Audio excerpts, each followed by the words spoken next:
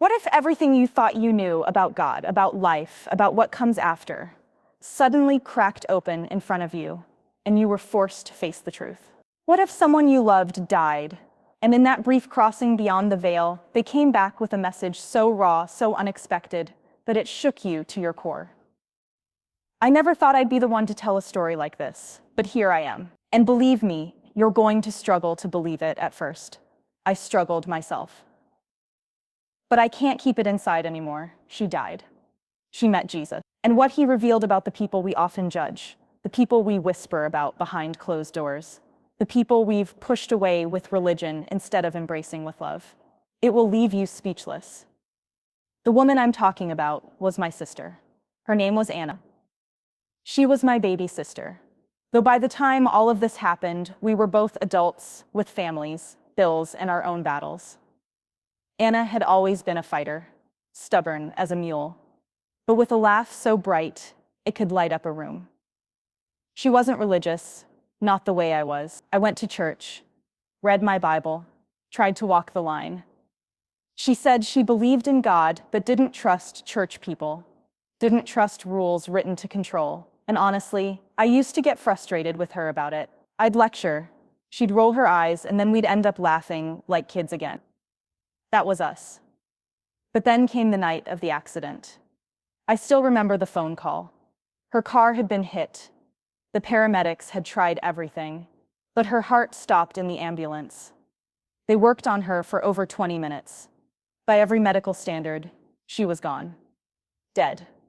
I fell apart. My chest caved in with grief. I can't even put into words, but here's the thing.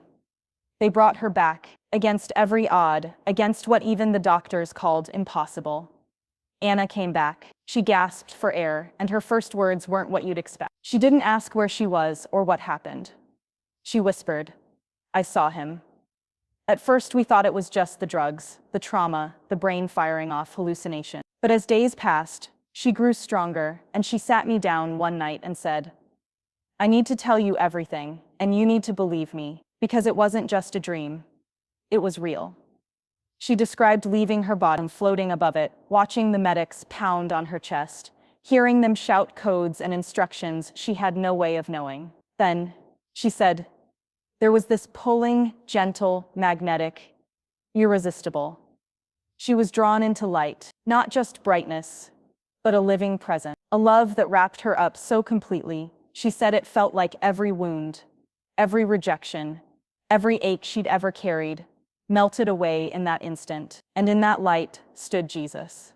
When she spoke his name, she started crying, right there at the kitchen table.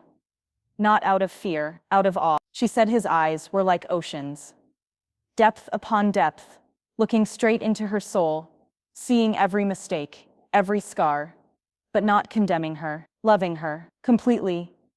Then she told me something that nearly knocked me out of my chair. He showed me people, she said. People I'd known, people I didn't know. And among them were men holding hands, women laughing together, people I'd heard mocked in church pews. And he looked at me and said, "These are mine, these are my children. Do not call unclean what I have made." I froze. My mind went into shock. You've got to understand, I grew up hearing sermons that thundered against homosexuality, that called it an abomination, that said people like that were beyond saving, unless they repented and became something else. And here was my sister, who had just died and come back, telling me Jesus himself had said they were his children. Loved, seen, not cast out. I argued with her at first. I pulled out verses, old words drilled into me since childhood. She just shook her head, tears streaming, and said, "I'm not telling you what I wanted to see. I'm telling you what he showed me." And his love was bigger than anything we've ever been taught. The way she told it, Jesus showed her how humans twist his words into weapons, how we use fear and shame to build walls instead of bridges. She said he didn't deny sin, didn't pretend choices didn't matter, but that the greatest sin was when we shut the door of love in someone's face, when we act like we're gatekeepers of heaven. That's his job, not ours. She whispered, her voice shaking. I listened, torn between everything I thought I knew and the raw truth. shining in her eyes.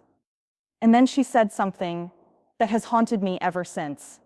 I saw people in the darkness too. People who had hated, who had used his name as a weapon.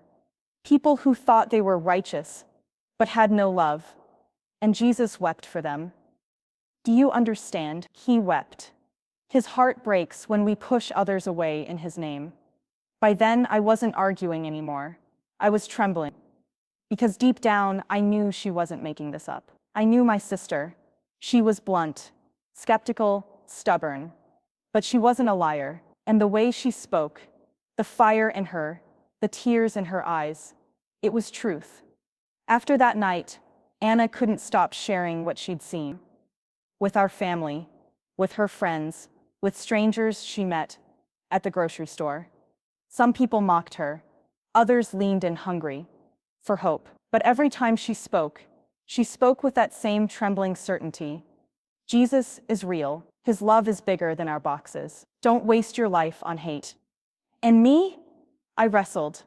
I wrestled hard with scripture, with tradition, with my own pride. I argued with God in prayer, asking why he'd let me believe one thing all my life, only to turn it upside down through my sister's near death. But over time, something broke open in me. I started to see people differently, not as categories, not as labels, but as souls, beloved souls.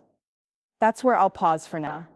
Because what came after, how her testimony spread, how it changed not just our family, but entire groups of people, how it tore some relationships apart and built others stronger, that's another chapter in itself. And it's where things get even harder, even messier, even more beautiful. When Anna told me her story that night at the kitchen table, I thought the hardest part would be hearing it.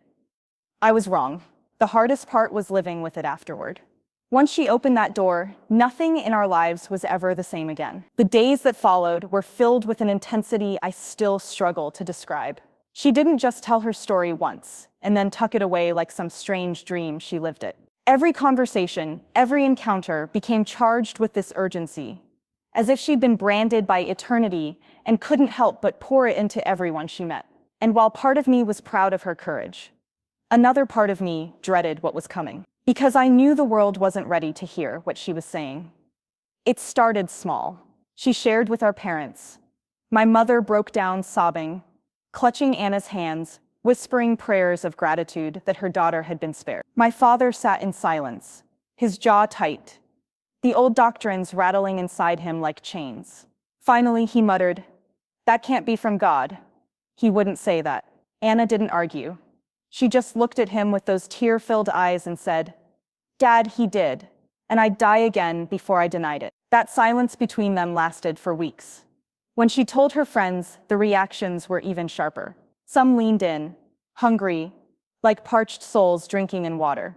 Others laughed it off, called her dramatic, or whispered behind her back that maybe the accident had scrambled her brain. But Anna didn't care.